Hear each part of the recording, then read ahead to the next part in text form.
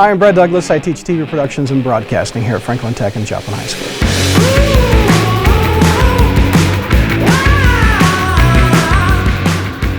My name is Dave Smith. I teach audio production and film here at Franklin Tech and Joplin High School.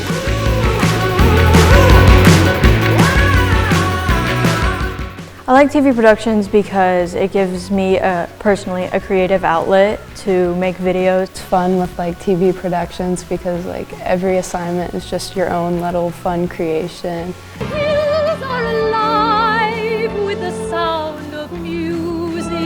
Jerry, show me the money! Show me the money! The students learn how to edit with Adobe software, so Premiere and After Effects and Photoshop. These are all industry standard software that the students will learn. In the audio class, I really learned a lot about mixing and what different effects can do on a lot of things. We had a lot of creative freedom with what we did, and so I liked having the opportunity to kind of make what I wanted but still get good feedback on it. Skills that you learn definitely help in the future with being able to seem more intermediate rather than beginner. Is getting to explore my creative side as a person and getting to create these projects with other people that have the same interests as me.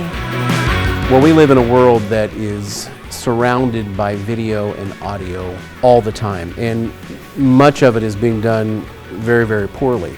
And what I want is for my kids to learn how to do it and to do it well, to do audio well, to do film well. I learned a lot of computer skills such as using editing softwares, editing video, shooting video. The skills I learned in this class, I'm going to be able to use them if I want to pursue anything in the field of news or film. Kids really have a lot of fun in TV productions, and the fact that they do projects like lightsabers. I teach them with After Effects how to animate the lightsaber on the screen. Music videos. They learn how to sync up an original song and match their lips and provide video to it. I try to impress upon my kids how lucky we are to have the facilities that we have here at Joplin High School and Franklin Tech. I mean, the equipment that we use is just second to none. One of the nice things we do in the broadcasting classes, we broadcast the basketball games and the football games, and it's amazing the audience that we get with it. The biggest number I ever saw was 50,000 people watching at one time.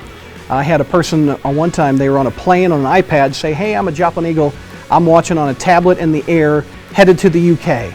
So it's amazing how wide this signal that the kids are sending out gets to the public, and I think they learn a lot from it. We laugh a lot, we have a great time, we're able to show our creative side, we're able to do things that you can't do in a lot of other classes. I think you should take these classes because they've let me grow as a person and what I want to do with my life, and they've let me learn what I want to do after school when I didn't know before.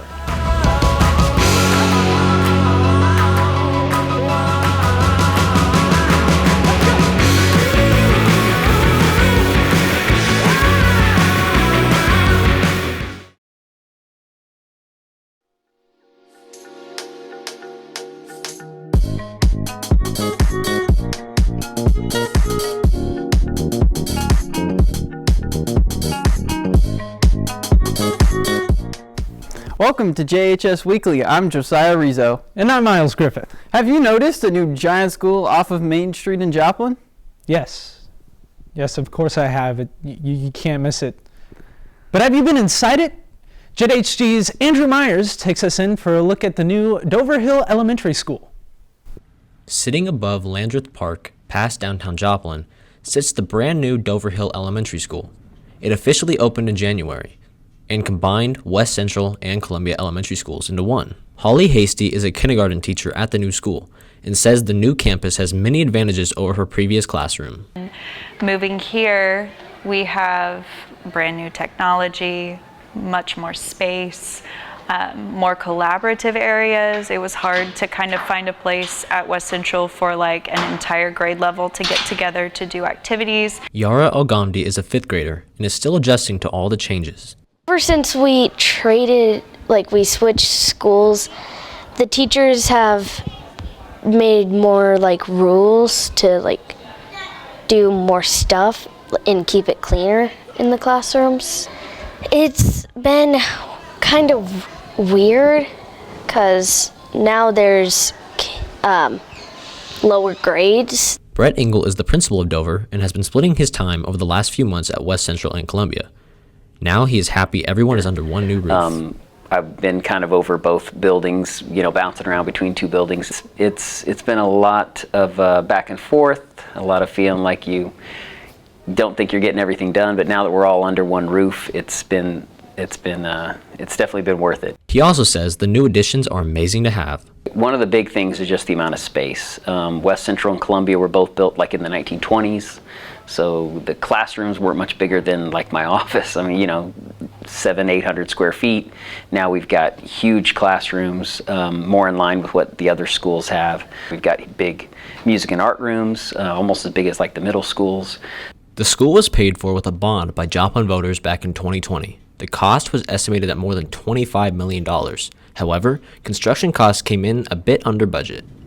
Reporting for JHD, I'm Andrew Myers. Got no Rizz for Valentine's Day? Well, Student Council is here to help. Stuco will be selling Rizz Grams during lunch from January 30th to February 8th. There are many options to send to your friend, partner, or secret crush, including a variety of candies, crushed soda, and even a short musical performance. Hope to see you at the Rizz Gram table. Seniors, be sure to let your parents know to purchase a senior recognition announcement for the yearbook. These are due by spring break. You may order this and the yearbooks at jostens.com. The Stargazer Art and Literature magazine is taking submissions for its 2023 issue now. If you have a short story or artwork that you would like featured in the magazine, please contact your English teacher or Mr. Andrews in room E229. Submissions are open from now until February 13th, so get your work in fast. Students at JHS got a chance to show their artwork at the District 9 Art Show at MSSU earlier this week. The show ran for 3 weeks and had a range of artwork from kindergarten through 12th grade from all school districts. As we enter our spring semester, senioritis might be starting to kick in.